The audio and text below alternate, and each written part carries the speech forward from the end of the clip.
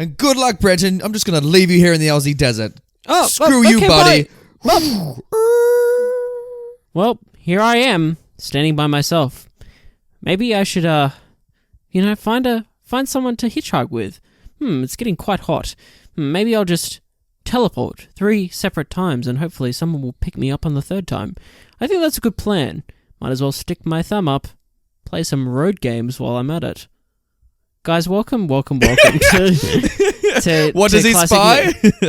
To classic movie Banter. You know that show where, like, me, that guy Brenton, and that other guy occasionally, Nathan, we talk about movies that are 20 years or older. 20 years, which makes them classic, hence the title Classic Movie Banter. So basically, we talk about these movies and we tell you if they are worth your time still today, or whether they are worth throwing them on the road, on the side of the road, and just getting a large, like one of those monster trucks, just to like run over them like a few times, you know what I'm saying?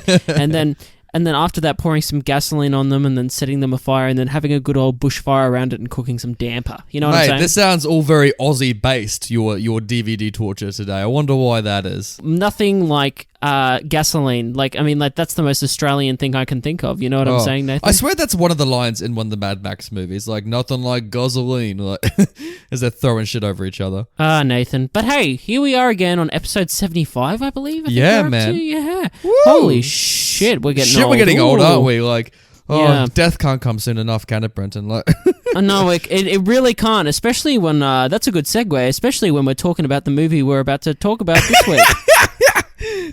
Roadgames. Nathan, Roadgames. Now, Nathan, I have a question for you. I have 2 questions for you, actually, but the first one I will ask, which is an official question for the sake of the podcast, and that is, Nathan, I need you to pitch me Roadgames. If I have never seen this movie before, what do I need to know when I'm going in? Well, okay. Are you then going to drop your second question? Yeah. Oh, I love it. Look at that. Look at that sequence we've got. Okie dokie. All right. So, today's a very special day, Brenton. It's our Halloween episode, Last year we did Silence of the Lambs, I want to say. And so now... No, last year was Halloween. Oh, was it? Oh, it was. I'm an idiot. All right, we did Halloween for our Halloween episode. So, instead of doing the billion Halloween sequels, why not do an Australian horror film, an iconic Australian horror film? Yeah, after watching it, I can name many reasons why not, but continue. Touted as Tarantino's favourite Australian film. And so, Brenton, I'm going to pitch you this movie right here and now. So, sure. G'day. Welcome back to the Sydney headquarters, where we've pitched such famous films as Babe and Babe 2, Pig in the City. But, I'm here today to go before the time of Babe and talk about a film that who am I? Someone Australian wants to make. It's called Roadgames. All right, Brenton, have you ever been in a car before the era of smartphones or portable gaming or a book, and you've just looked out the window and played I Spy? I have played I Spy in a car, but I've never been in a car before the invention of books, so I don't think anyone has, actually. Funny that. 'Cause I'll tell you what. That time where you played I Spy, we're going to make a whole movie around that, where some truck driver and his dog in the truck, they're playing a game of I Spy with each other, even though the dog can't talk. And as they're playing it, he sees something he shouldn't. And maybe there's a bit of a serial killer on the loose of the great ocean road that is the perimeter around Australia. And so this truck driver is going to take matters into his own hands and find the serial killer that's on the loose and terrorizing 1970s Australia. It's a time of loss in Australia where, in the old days you could just pull over at a servo and have a good yarn with a couple of mates. Not anymore, Brenton, because there's a serial killer on the loose. There's a murderer. So, yeah, that pretty much sums it up. What a pitch. Well done. Hey. Look, yeah. Honestly, I can't say it much. I can't say anything more than that. Nathan. That's the premise. Can I move on to the second question I had for you? Please, Brenton, I adore your questions. Nathan, you were the one that came up with the grand idea to suggest this film. And you did it for Halloween, which I can appreciate. We needed like a little horror film to like sit down and watch. But Nathan, why the fuck did you make me sit down and watch this shit for like an hour and 40 minutes? Holy fucking shit. I've just been like, it's like I've had like a bar of liquid nitrogen, like a bar of it, like it's in a protected cylinder, like put on my temple and then like fucking hammered it into my fucking head, and then to like stop the pain I proceeded to smash my head on a desk until like there's nothing left. Like, holy fucking shit, I hate this movie. I hate it so much.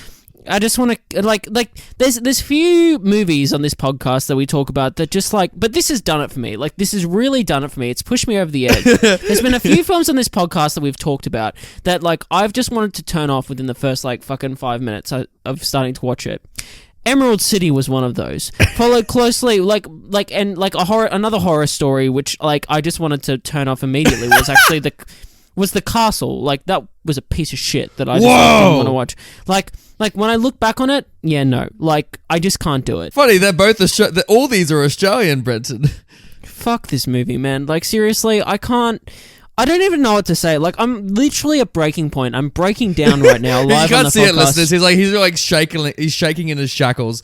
Just like, he's holding a little thermometer and it's at boiling point. He's going to smash it over someone's head in a second. Like. I'm in the fetal position on the floor and I'm pretty much done. Nathan, like, I get that there's aspects of this film that people might find endearing or, you know, or you know, like, it's so in the same way you see like a toddler riding a tricycle and they fall over. It's like, oh, let him keep trying. Like. Totally. Exactly. That is exactly the metaphor that should be used in this situation. Except, you know what? That toddler needs to learn how to ride the fucking bike, otherwise it's going to have a bike accident one day and clearly harm themselves, let alone the fact that they'll then have to teach their own children how to ride fucking bikes, and then their kids won't know how to ride fucking bikes, and then on top of that, it will then be a dangerous road hazard for other cyclists and drivers on the road. Oh, that's not a fun road game, is it? Nathan, what do you think of this movie? Because fucking hell. God, this sounds like it's like a violent affair against the concept of road games before. Okay, next time you and I go driving, Brenton, we're just going to play some road games just to see if this like triggers something in you. Like, it's not funny, Nathan. Okay, Brenton, because I enjoy this path that we're on right now. For you, is this worse than Emerald City or Cats? It's worse than Emerald City, and Cats is more enjoyable than this film. Whoa! Surely this is not the bottom of the barrel for the podcast for you. I don't know, man. This movie really pissed me off. It angered you, Brenton. It pissed me off. Like the only other time was that Bond film that we did before, the one that I can't even remember. It had a shitty License to Kill. That was one, and remember I went on that tirade, and I was just like, I just don't know if I could do this anymore. Like, you know what I mean? Like with the Bond films, No, Brenton, get back in the room. Don't leave now. Like this made me feel like that. You know, not in terms of the podcast, because we've been on a real roll. I feel like, you know, and like I can do the lows bad make film. The highs even higher, Brenton. We need bad films to learn from. You know what I'm saying? Except I don't learn anything from this because it's like. It's just so way off the mark that I just want to fucking stab my eyes out with like teaspoons, you know what I'm saying? And look, the copy we watched this movie on is like a VHS rip of this movie as well. So like, you know, in the first sound of the film, it's like that classic like that hum of when you start a VCR and you're just like, oh, here we go. Like, this is throwing it back. Well, at least that provided me with some fucking nostalgia. Like, God. I was like, oh, I really hope Disney's Dinosaur is going to come on right now. I remember watching that on VCR and having a good time. Oh, no, it's this piece of shit. All right, Nathan, please. Nathan, I'm very sorry to have started on such a negative note, but I just have to get it off my chest because it's really... I've had an emotional reaction, so I guess that's a positive, but... That's good, Brenton. I like it when you have these visceral emotions. If anything, a movie does its job, whether for good or ill, when it conjures such emotion from its viewers. Well, Nathan, what did this film do to you? Look, Brenton, the reason we're watching this, and like... Because, you know... There are so many classic horror films that we could have done for Halloween. Like you know, Friday the 13th, Nightmare on Elm Street, like others. Like, there's so many that we could do, you know? And yet... The reason this is on the list, because I've wanted to watch this for years, is because, one, Tarantino won't shut the fuck up about it, saying it's like one of the best Australian films ever made. And and two, it's got a young Jamie Lee Curtis, and I want to see more of her work. And so it kind of marries it together. And three, we haven't done a Australian film in a while. So, you know, it's time we dive back into this country's film industry, Brenton. Look, I can so see why you'd have that reaction, Brenton. Like, but I kind of like the movie. awful. And this is so bizarre. I can't think of a time where you really hated a film and I kind of liked it. This is a bloody turning of tables, isn't it? Yeah, it is. Nathan, strip down the film. Okay. I know. I'm looking at the buffet saying, look, Brenton, there's some good foods in the buffet. And you're like, Nathan, I'm allergic to all of this. I can't eat a single thing. Like, technically, pick this thing apart. What did you like about this movie? Okay. Let's start off maybe with the directing. I thought it was like well directed for what it is. It's very Mad Max-esque, like for a film entirely set on a motorway, where a bloke is trying to try and work out what's going on around him and, he's stopping at all these country towns trying to solve a murder mystery case with the serial killer. Like, there's some good sequences in this movie, Brenton. I thought it was well directed.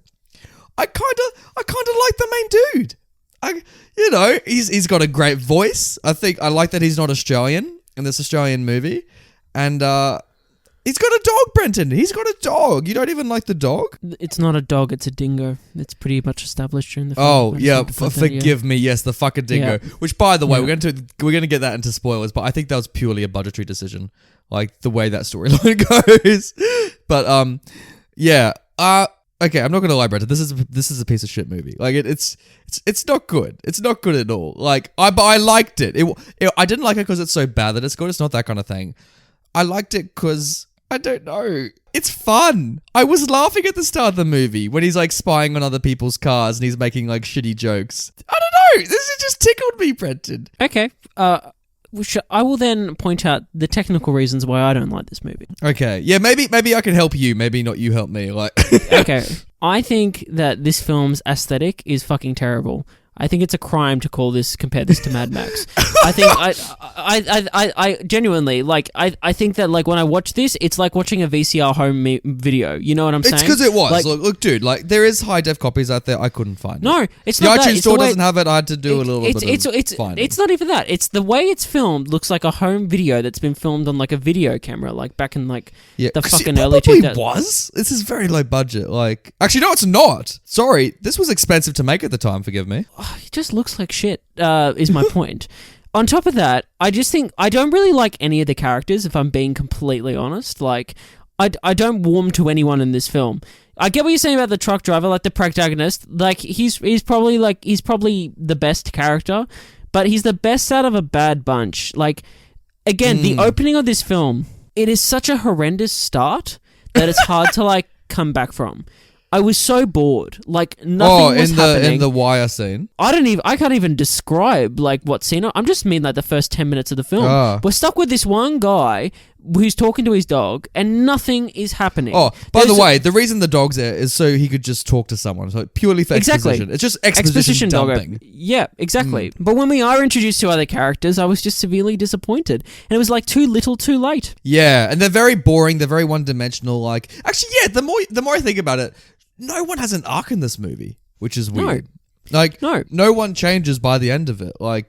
Nathan, you know me as well. You know that I can stick by any piece of shit. You've really put your thumbs up in some shit in this podcast. I'll tell you what. Exactly. You know me. I can say, hey, this is a good time. There's something in here worth watching.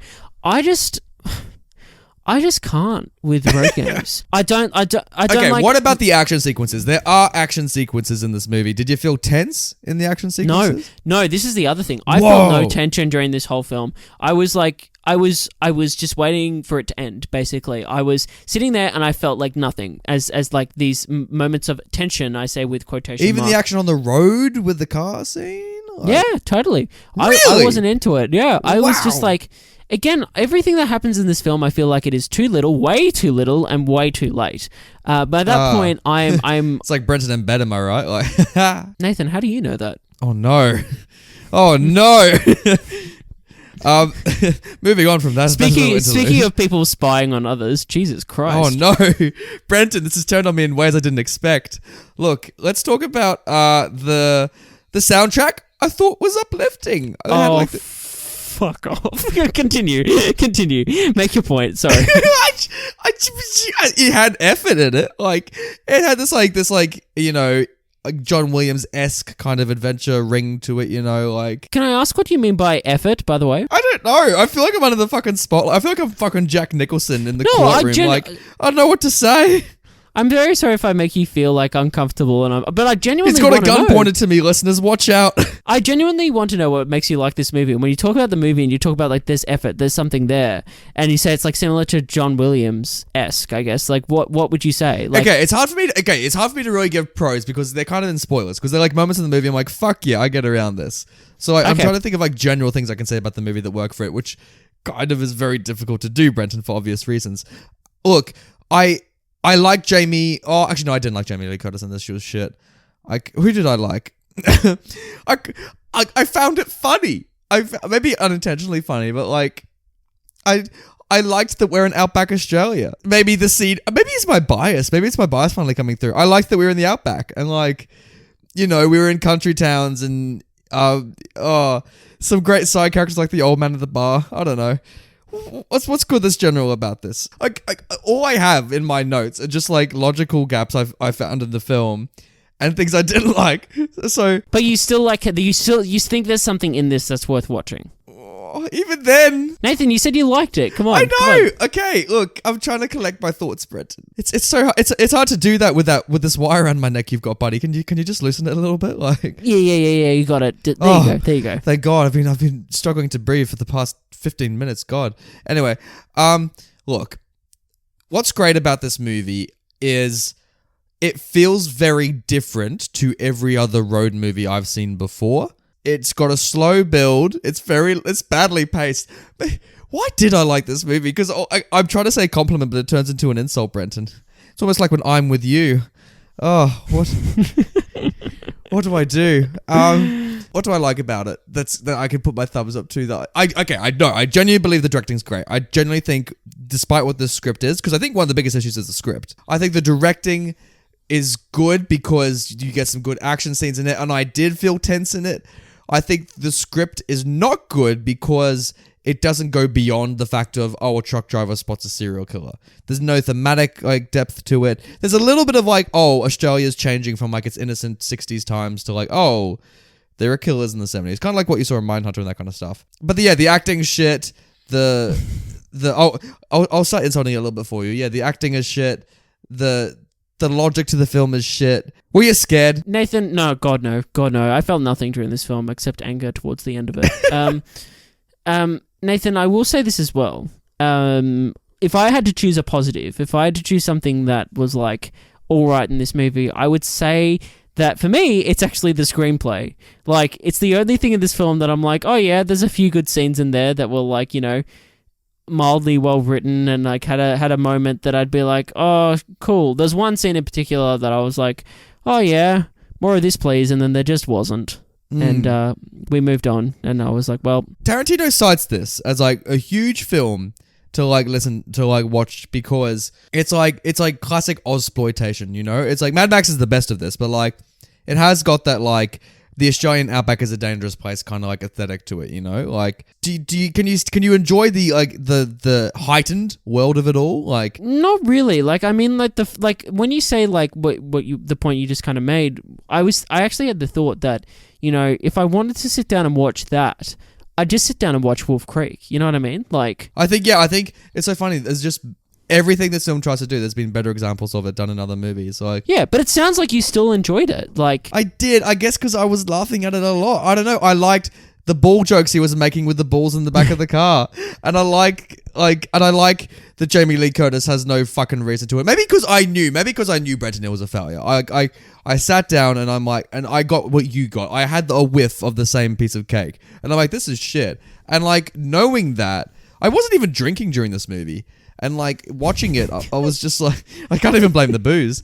Like watching it, I was just like, I kind of get around it. I don't know. Maybe it's the sequence of episodes we've done. Maybe it's because we did like Few Good Men and or whatever we've done in previous weeks. I can't even keep track of that anymore.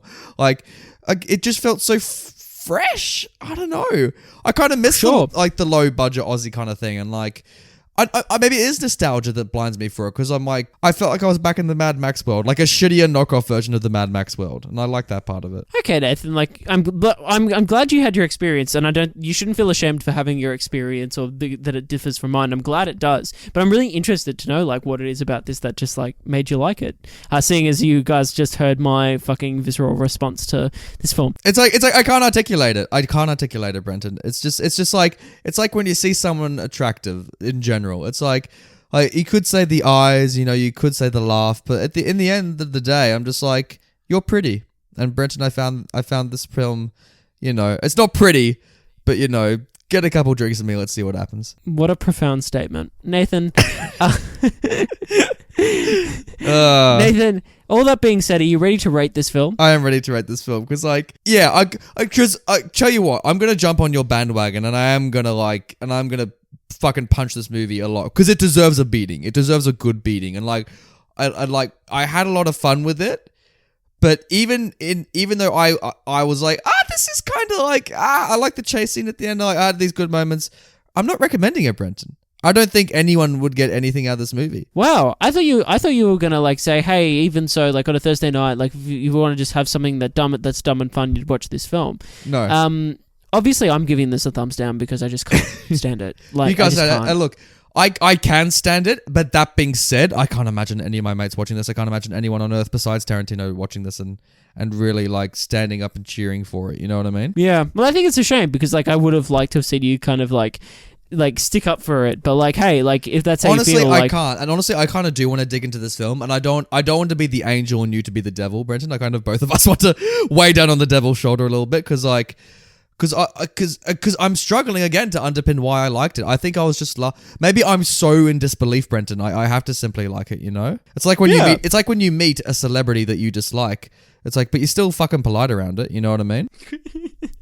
Some people aren't. Oh no, I'm not one of those fans. Like, could you imagine? It's like I don't think there's any real celebrity I could be that rude to in person. It's like when we were like on the street that day and some guy came up to us and was like, you guys fucking hated West Side Story, and then like they threw like a pie in both of our faces and went whoop, whoop, whoop, whoop, whoop, and ran off like. And we're like, sweet free pie.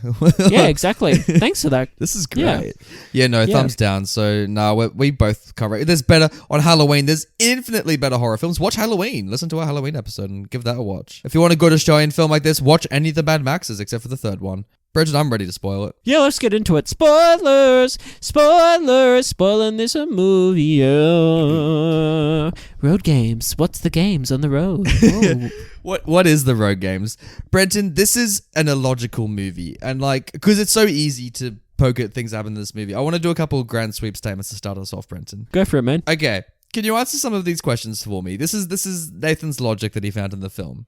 So, how is he not allowed to bring hitchhikers in his truck, but he's allowed to bring his dog? Maybe it's the case that his dog is like one of those, like it's a work dog, like it's one of those like comfort dogs, and like he's there. Oh, you think he had to like lobby for the dog to be in the truck? Yeah, like that dog. It's like he has like a specific requirement that dog must be with him at all times. Ah, okay. Maybe I don't know. I'm just trying. What if the dog was a hitchhiker?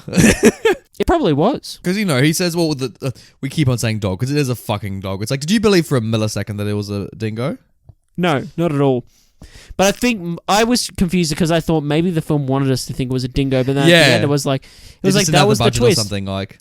That was the twist of the film. That the dog was the dingo was a dog. Was it supposed to be a joke because he's American? That he doesn't know what a dingo looks like or something like that? Potentially, I don't know. Also, why is he American? Was the character written as American? It's kind of weird. It doesn't add much to the story, does it? I don't know. Did you like that he was American though? Because I think you said before you did. I liked his voice. I thought I liked the main actor just as his style of talking. He's like, look at that over there, dog. I don't know. There was something fresh about it. Also because I knew it was Australian horror, I didn't expect the protagonist to be American. Also, the female love interest, Jamie Lee Curtis. Brenton, we didn't talk about her in spoilers. What do you think of Jamie Lee Curtis in this? Not much, to be honest. There's nothing in it that made me go, wow, what a great performance. When I watch Halloween, I'm kind of blown away. Not blown out of this world. Holy fuck, best performance I've ever seen. But you watch Halloween and she's kind of the heart and soul of that movie. You know what I mean? Mm. She brings an essence to it that's well, on the one part, very like watchable as someone that's watching a film. But on the other part, like it makes you really care for her, you know? See, in this, I was just kind of like, I just didn't give a fuck about her. Like, whereas in this, she's dog shit. It is weird because like, is she like some heiress that ran away from the fam or whatever it was? Like she's some rich chick, and like her motivations are all over the shop in this movie, aren't they? Because maybe she could be the serial killer, but then she kind of like goes to the serial killer and she survives, and we see her chatting in the car. Like this movie's all over the shop as to like what character motivations are. I mean, I can't remember what her dad did again. It was like he was he was rich or something like that. Like yeah, I mean, I can't really remember. Sorry, but yeah, it's because this film doesn't do a good job of making you reminding who they are. Okay, Brenton, I've got another logic question for you. Because I think this movie starts with him in Melbourne or something like that, or Sydney or something like that. I literally couldn't tell you. But continue. It's somewhere on the East Coast. Why does meat need to be driven from the East Coast to the West Coast of Australia? Nathan, that's a very good question. And it's a question that I don't have the answer to, because I don't think anyone asked that during the making of this film. Hey, maybe there's something we're missing. Maybe meat was transported from the east to the west coast. That's impossible, though. Like, that's a continent, Brenton. A continent. And all he's carrying is dead pigs. Are you telling me there's not a single fucking like pig farm in Western Australia? No, I'm not telling you anything. I'm just trying to give it its due justice and say maybe there's something we don't know.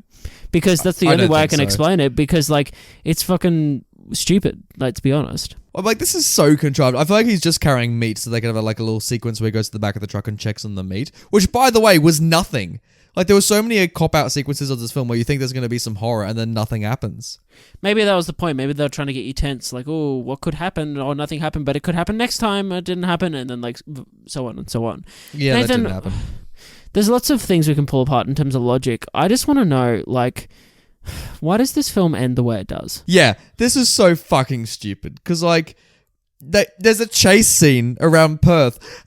And like, 1970s Perth as well. And, like, it's a chase scene between a car and a fucking truck. And, like, a huge truck. Like, with, like, 1 billion wheels on it. And it's, like, the slowest chase scene you'll ever see in your life. Because it's a fucking truck that's to navigate through the alleyways of Perth. Not even the main fucking roads. You know, that truck was that truck driver was getting well paid, obviously, because he can maneuver that thing around. Jesus. Have you been to Perth? No, never in my life. Oh, you're not missing much, buddy. Like, I can't imagine. Sorry, Perth. Sorry, the city of Perth. Actually, no, shout out to our Perth listeners, you know. We love you for hanging in there. We're so sorry that's your home. So elitist. Oh, spoken like a true East. I know, like a true East Coaster. It's the same way that LA people shit on New York. Anyway, so, like, it's because one's better, but like at the end of the day, like it's the worst setting for you to put a chase scene in. Like also like what, the truck gets jammed in the alleyway or whatever it is. Yeah, it was something like that. But like he basically corners that van though. He corners it in the corner. Oh, and by the way, the serial killer is so boring in this movie, isn't he? Like, because he jumps out of the car and he just nothing. Like, he hasn't got a gun or anything. Like, we don't even know how he's killing these girls. I love how, like, the cops, like, all rock up in that last moment too and grab the wrong person, but there's, like, all of these cops. Like, there's so many of them. Jesus, because they're in some fucking alleyway in, like, Perth, and, not just the cops all rock up, but, like, all the supporting characters from the whole movie all rock up in one fucking crowd! Whoa, man! Whoa, he's the guy! Like... Jesus! It's just, like, where do they all come from? You're in the middle of fucking nowhere in Perth, and, like, it's never explained. Oh. Yeah, so they think it's the wrong person, and then eventually it's like, oh, no, it's that other guy. Check the boot, and they find the body, and they're like, oh, look at her, it's Jamie Lee Curtis. Oh, well, who got you? And she's like, that guy over there, and they get him, and that's kind of... But Nathan, which was, like, just so totally, like, corny as shit, and, like, nothing real interesting happened at the end. But my question to you was, why does this film end the way it does? Wasn't about that. It was about the last scene in, like, the butcher's place with, like, the pigs hanging, and then, like, why the fuck did this movie end like that? Like, was it insinuating that the main guy was actually the murderer and that, like, with those pigs he'd... I don't know. I don't know, like, what the point was, because they caught the killer at the end. Yeah, and that was the killer. Like, at the end of the day, like, the lead guy is just a random bloke. Yeah, so I was just like, oh, what a weird ending. Maybe it's because when the main guy searches the green van... and he finds that weird couple having sex or whatever, they while that's happening, and he hears something in the truck later on, maybe like while that was happening, the serial killer put the body in the roof or whatever it was. But then obviously when he checks it, he can't see the body because he doesn't look at the roof. But then again, why would he hide just the head? I don't know. I can't find it, Brenton. It's so fucking stupid.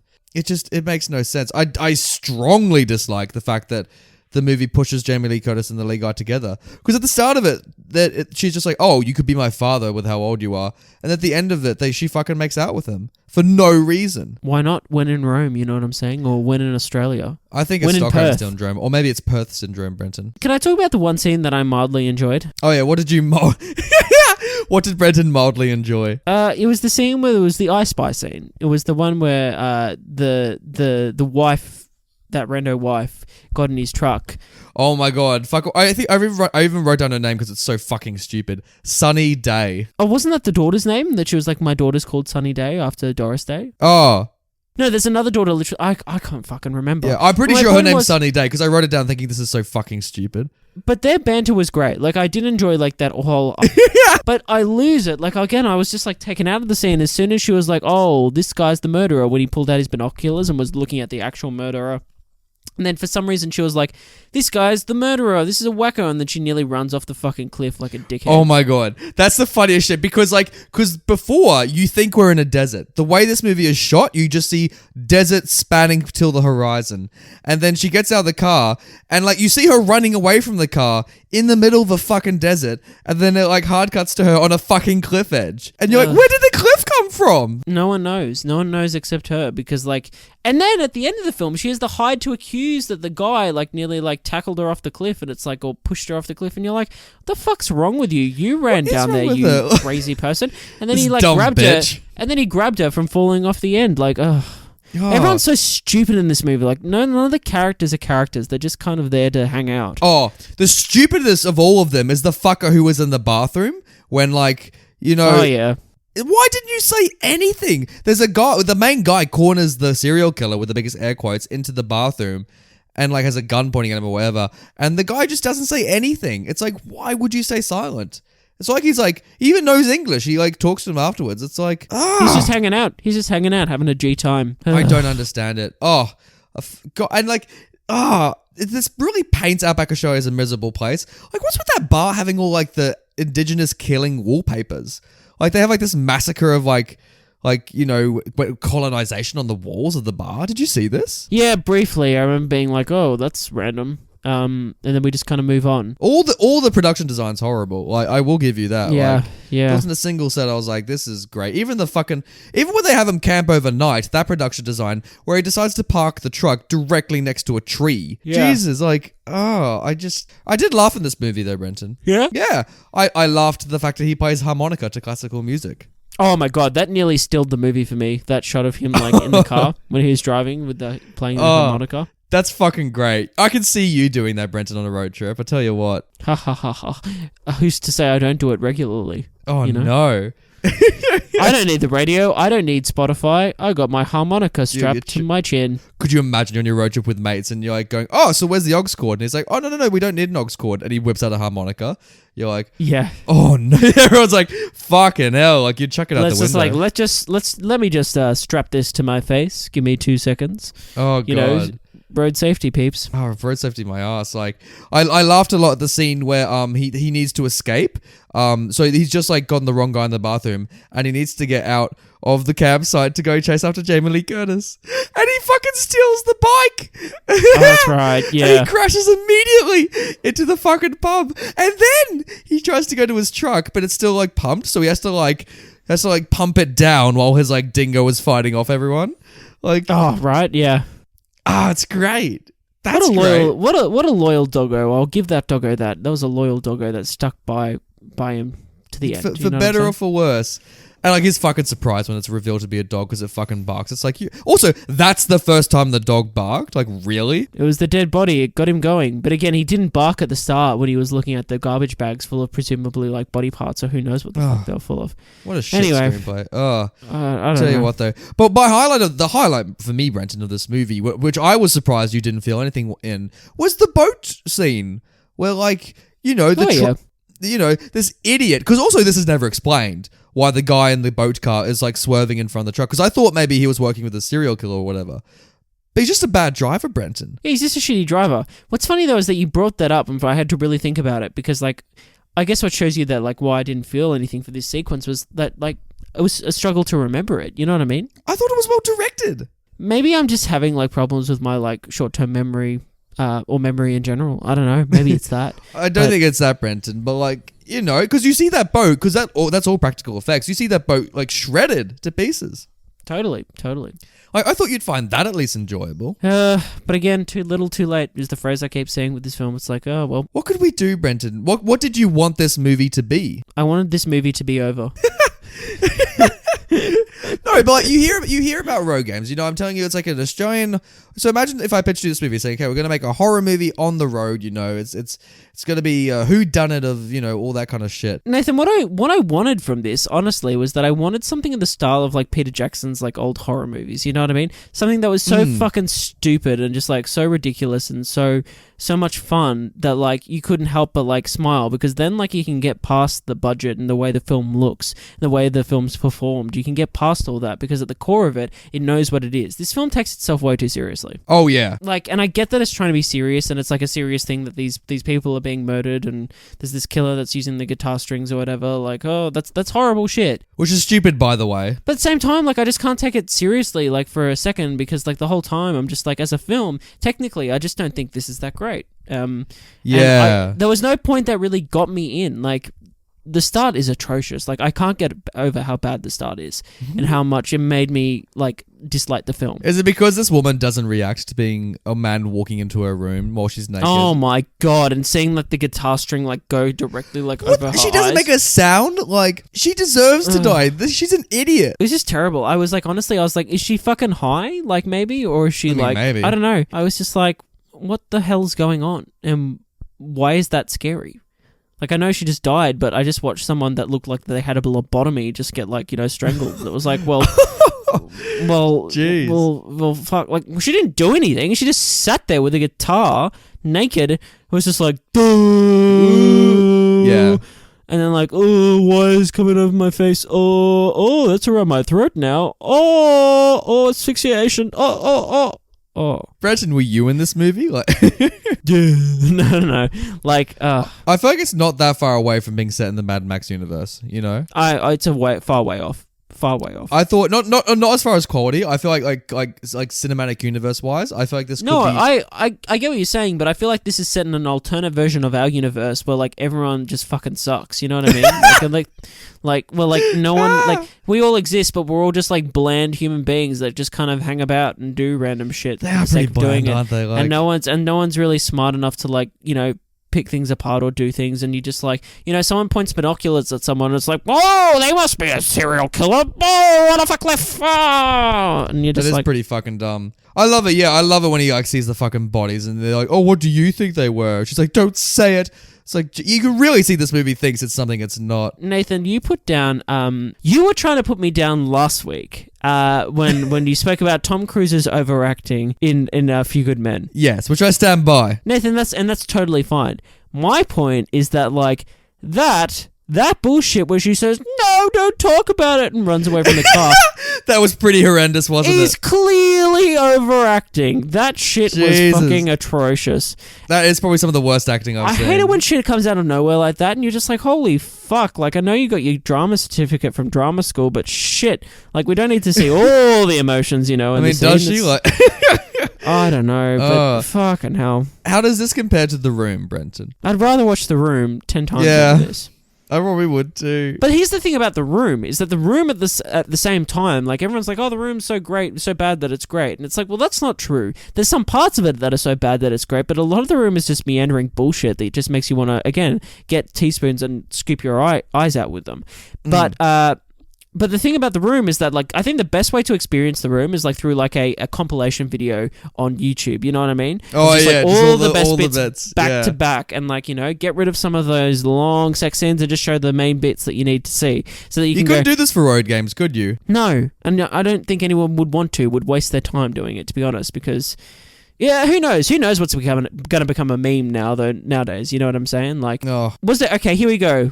Nathan, I feel like we've spoiled a lot of this movie, but I want to get into some special segments, and I'm going to introduce a new one on the podcast right now. Special segment! What's the new segment, buddy? Nathan, it's called... Is there any memes in this film?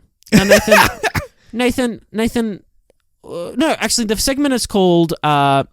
Meme Lord Banter, ? Because, Nathan, you and I consider ourselves, we are both, lords of the meme, you know what I'm saying? Brenton, I consistently have you explain to me what a meme is, like...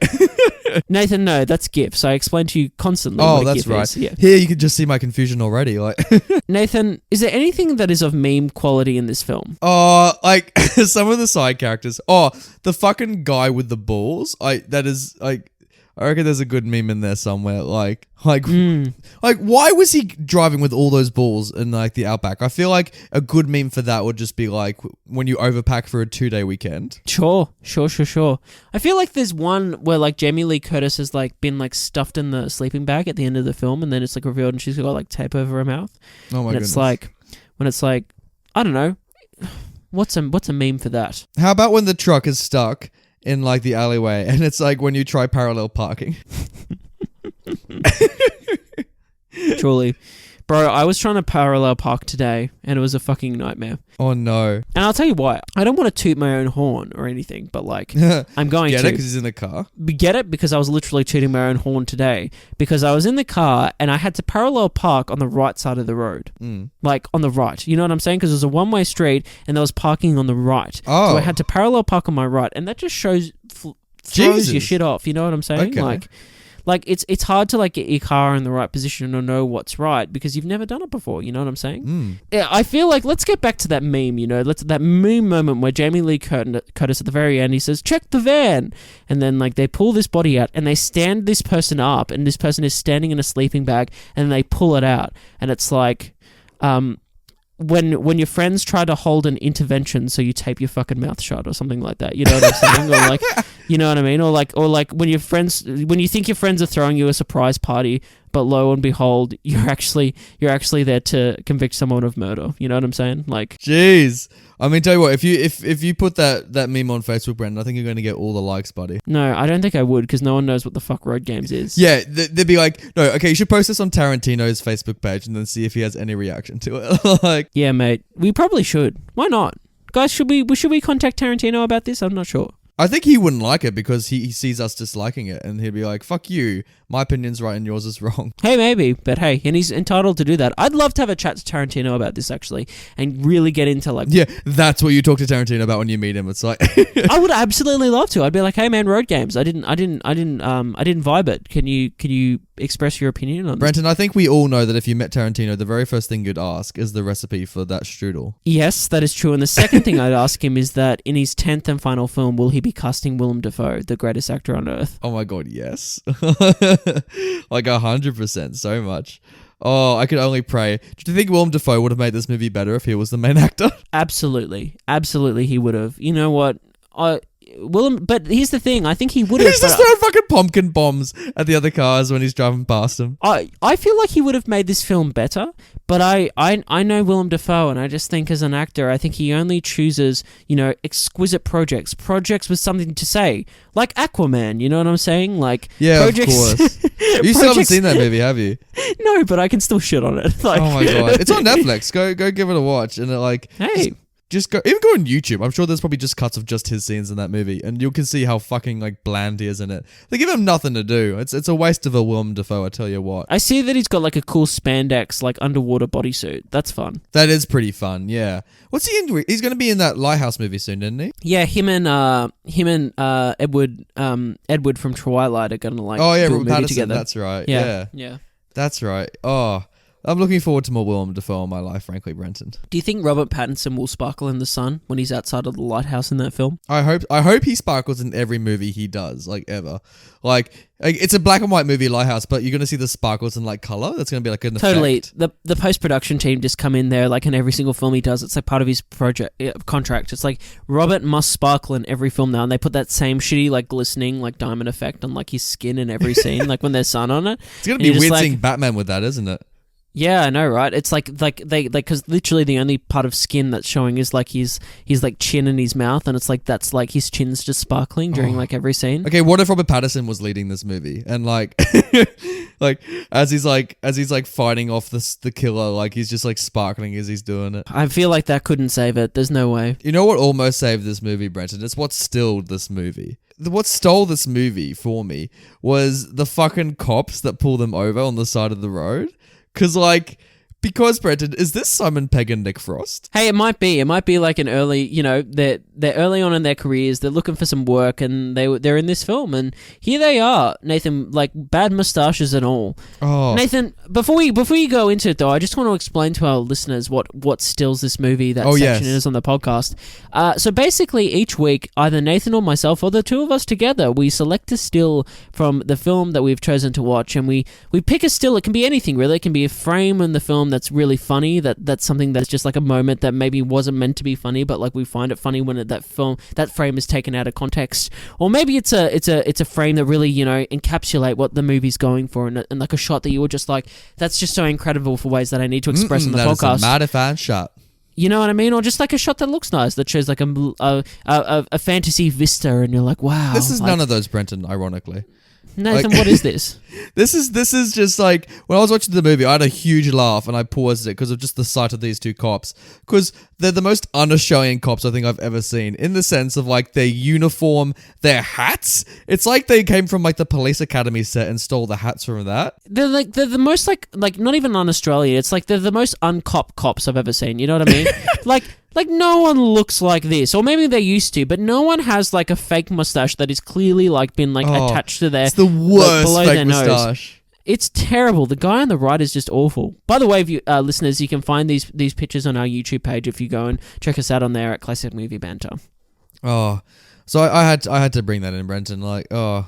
Yeah, sure, I can see why. But I reckon the guy on the left looks definitely like Simon Pegg, you know? He does, doesn't he? Yeah, for sure. And I would have loved if it... Obviously, you can't because it was made so long ago. 1981, I think this movie came out.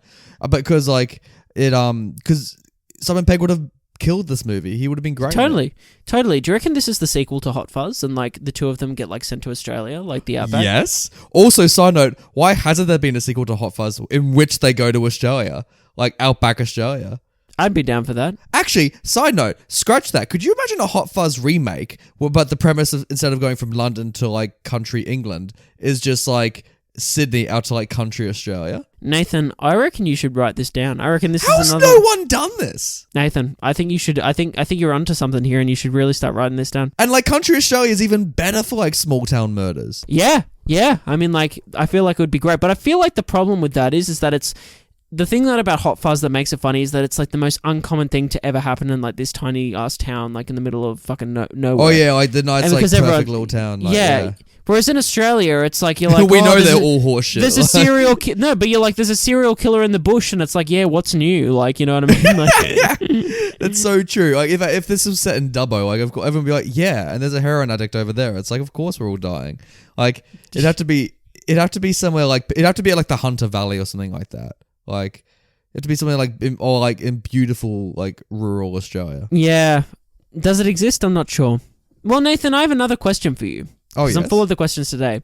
How did they make this making movie magic, yeah? Brenton, how did they make this movie? Nathan, with a budget of 1.8 million Australian dollars, Roadgames was, at the time, the most expensive film to be made in Australia. Isn't that baffling, Brenton? Because I was saying before this is an expensive movie, and you say, like, it looks horseshit. I can't. I just, like, that is so baffling to me, especially given that this film was made in 1981. Ugh. And you know what's weird? You know, we do classic movies on this podcast and that kind of stuff, but, like, it's... Despite the money they spent on it, it's not really in the mainstream. Like, people don't talk about Roadgames as, like, you know, the big classic of Australian film. So even that money didn't really generate this huge legacy. I know it got remade into, like, a TV series or something like that, like, a couple of years ago. Yeah, I had no idea about that. Yeah. But, cool. Is it any good? Have you watched it? No, it's horseshit. Oh, I looked up some of the reviews online, because I'll get to that in a second. But yeah, so... No, not much of a legacy, Brenton. That's a shame. Nathan, do you have any facts on how they made this movie? I do. So the director actually wanted to cast Sean Connery in the lead, but What optimistic thinking. But he was unable to afford the salary, so the role went to Stacey Keach instead. So that's why we have this guy rather than Sean fucking Connery. Would Sean Connery have helped this movie, man? Oh, can we imagine that just for a moment? I feel like it would have. Can you imagine just the first 10 minutes would have been instantly fixed if I could imagine Sean Connery in the Sean Connery voice, like having that scene with the dog, like in that first like 10 minutes of just like chatting to the dog.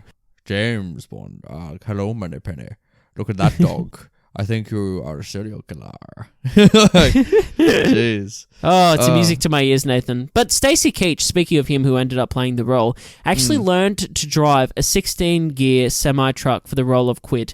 Now, Nathan, what a method actor, you know what I'm saying? He threw himself in there. He got in the thick of it. He learned to drive one of these fucking huge trucks. I think because there was no other option for him. I don't think they could have afforded to like edit him out with a stunt guy or like, you know, or cut it the way. I think they just like practicality wise, he just needed to know how to drive a truck. Yeah, basically, which is pretty incredible. You know what's interesting? Well, I find interesting about this movie, Brenton.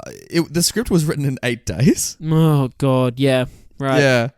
And and the reason this movie is what it is, it's because the director wanted to make Rear Window arguably the best Hitchcock film I've seen, but set it in Outback Australia, which kind of sounds interesting, but also if you really get Rear Window, that's kind of not why it works. So like I can see why totally. It didn't really.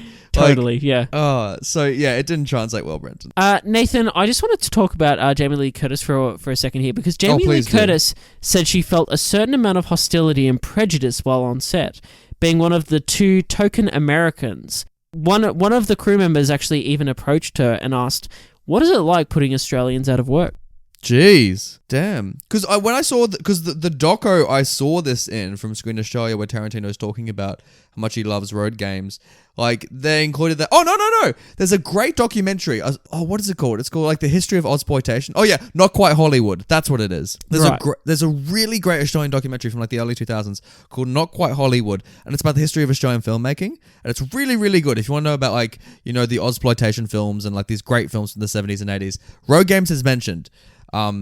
Sadly, is one of the great films, and like it includes like Tarantino going, "This is the best piece of art ever made," but also Jamie Lee Curtis saying how people were hating at her on set because she was American. Yeah, right. Which is so rude. So rude. But Nathan, what's so funny about this is it's something that I never really understand about Australians. Like I understand that, like there's not a lot of work, as much work, let's say, in the United States in terms of the film industry, in terms of like the performing arts, even. What's really interesting about though is that like Australians are more than happy to go over and take, let's say, in quotation marks, American jobs, you know what I mean, and go to the American film industry. Which is and stupid, yeah. Which is like totally fine, like because like if you're the best person for the job and you're brought in to do the job, you just do the job. Whereas like here, it's like we have this kind of approach of like, well, there's not a lot of work here to go around in the first place. Shouldn't the priority be keeping the Australians in work? Which I mean, I guess is an argument you could make, but you know, it's got to go both. It was just a character. It was still an Australian crew. It was still Australian produced. Like totally. Like, you're only looking at one job here. Like true, but I guess the point is that it's like one of the 2 lead characters in the film. So like, which by the way are both played by Americans. Yeah, exactly. So like, I don't know. Like my instant reaction is like, yeah, sure, make that a rule, but like, hey, we're not allowed to work in America anymore. You know what I'm saying? Yeah. Which is just a silly predicament. So I don't know. I honestly, it didn't bother me that they were American. Like neither, and like I think it was better the fact that it had Jamie Lee Curtis, but then like I don't know, I would have liked them to see Australian as well. I honestly don't think it's a big factor for me, Brenton. Like totally, me either. So Nathan, well, any other facts? Yeah, I got one last fact for you, buddy. So the reason at the end where all the characters appear out of fucking nowhere and it's confusing, there actually was a scene. I should say there were scenes. The climax of this film was meant to originally reintroduce the characters and give reasons as to why they were in Perth. But it all got cut out because they couldn't actually shoot the scenes because they were over time and budget. So, yeah. Well, there you go. That's why it makes 0 sense, because intentionally there was meant to be something there. But hey, I guess when you run out of time, when you run out of that money, you can't shoot. So, hey. Let's look at this film's poster. Yeah, okay, I agree. Let's look at it. Nathan, if there's any saving grace to this film, it's this film's poster. I was just thinking that. Wow. If you want to see the poster for this listeners, please just type in Roadgames into Google and you'll see the poster, or go into our YouTube channel. You'll see the poster there as well. What a great poster! It's amazing, and like I would have been fooled in the 80s to see this movie because it's a great poster. The truck driver plays games, the hitchhiker plays games, and the killer is playing the deadliest game of all, Roadgames. And then we have this image of this woman that is obviously being about to be strangled or has just been strangled by the killer, and he has the guitar string around her throat. He has those creepy gloves on, and her singlet though has like a road tarmac on it with like the double lines of like that divide. And you can see a bit of a nip, so it's a little bit risque as well. Oh, that 80s nip action, as they say. Ooh. When everyone's like, it's the 80s, we don't give a shit anymore. Here's all the nipples. No bras. No bras. Look at that one. Whoa. But I really love this post. This is a great poster. I wouldn't change a thing about it. I think it's brilliant. And it's so funny because like it does its job so well. It's kind of disappointing to see that this is the movie that followed the poster. Totally. Also, they don't even... Okay, can we blend title talk into this as well? Sure. Because they barely play road games in this. No, they don't. They barely do. But hey, there's always this shit mentioned of like games is always mentioned in the dialogue and the road games, and you're like, oh, fuck enough of these games. Like, fuck off. It's like, oh, the most forced fucking theme. I don't want to play this game anymore. And it's like, I don't want you to fucking speak anymore. How's that? For like, you know. I love it. I love angry Brenton. I love disappointed Brenton. I need to be pissed off more on these things. Fucking hell. Please no. Like it's so maybe it's well good for the audience and they're like, oh, this is so entertaining, but guys, this is fucking like hell. It's because we want to look at classics and we want to generally love these classics, but sometimes I just want to enjoy film. I want to enjoy cinema and like, you know, bask and I just want movies to be good. Is that too much to ask? Is there any good movies out there? To ask. Oh no! What's with all the movies? That was my Seinfeld impression there, everyone. But like, would you change the title of this? Is there anything better you could call this pile of garbage? I think it's a good title. I just think that I don't like how it's used in the film in terms of using the terms of games and roads in the dialogue. It's just like, yeah, we get it. It's called Road Games, and it's set on the road. Cool. Move on. Yeah, I couldn't give anything better. Yeah, I'd say I want to reference the pig somehow. I'll be like, you know, pig on the road. Like, oh, could you imagine they open up the truck? It's fucking like Babe's corpse in there. Oh my god, Nathan! Don't even have that thought. Oh my god, this is Babe 3. This is what we find out what happened to Babe. Like, oh, good lord, Nathan. So Nathan, shall we pass our power, which we have had for the majority of this podcast, and should we pass it? Power, the power to the people. Let's pass it to the people. The power. Now, Brent and I love it when for our classics we choose very obscure films that may or may not be considered classics. Because on Rotten Tomatoes, it has no critical consensus because there are only 3 critical reviews from proper critics for the movie on Rotten Tomatoes.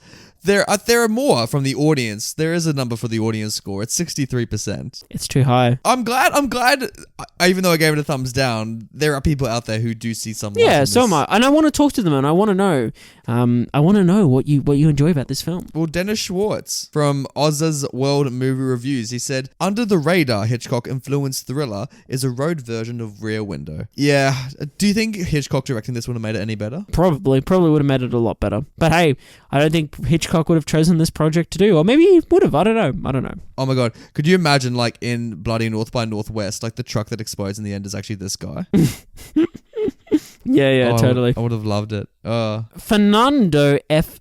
Croce or Croce. Sorry if I slaughtered that name. My apologies.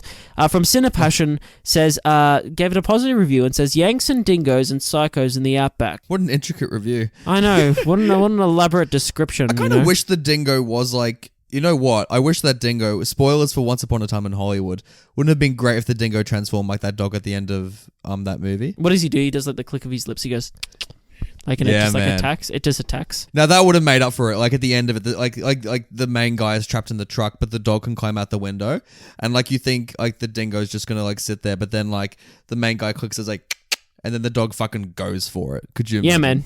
I can imagine it. It's a shame it didn't happen. Yeah. Yeah. It only took Quentin Tarantino to think of an excellent thing like that.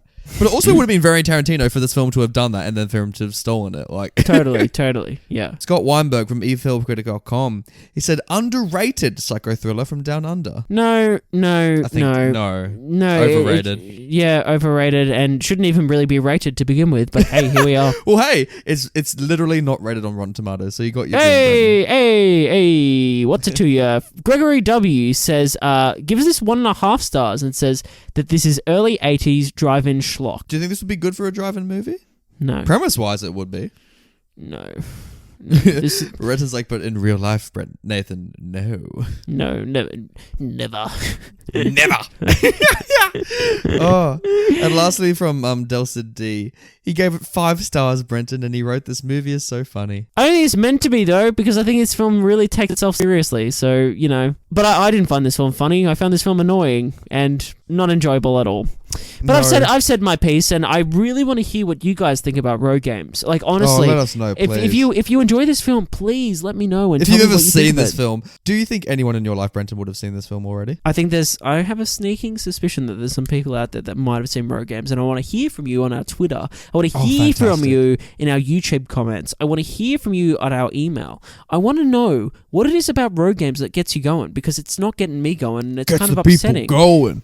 You know what I'm Australian, and I want to enjoy this Aussie classic. I'm from this country. I should love our country cinema. I want to see what Tarantino's seeing. You know what I'm saying? I want to try some of that cinematic goodness that could come from Roadgames, but didn't come for me. You know what I'm saying? Oh God, Nathan, this episode's gone on Brenton, too long. I'm going to put you out of your misery. You've been dealing with this movie for too long. Just wrap the wire around yourself. I'll do the work if you want. Oh, Nathan, this wire is slowly coming over my face, coming closely over my eyes. Like, I should feel a bit, threatened for my life, but I'm not going to. I'm just going to see where this goes. Any last words? It's shit. Roadgames fucking suck. Out he is.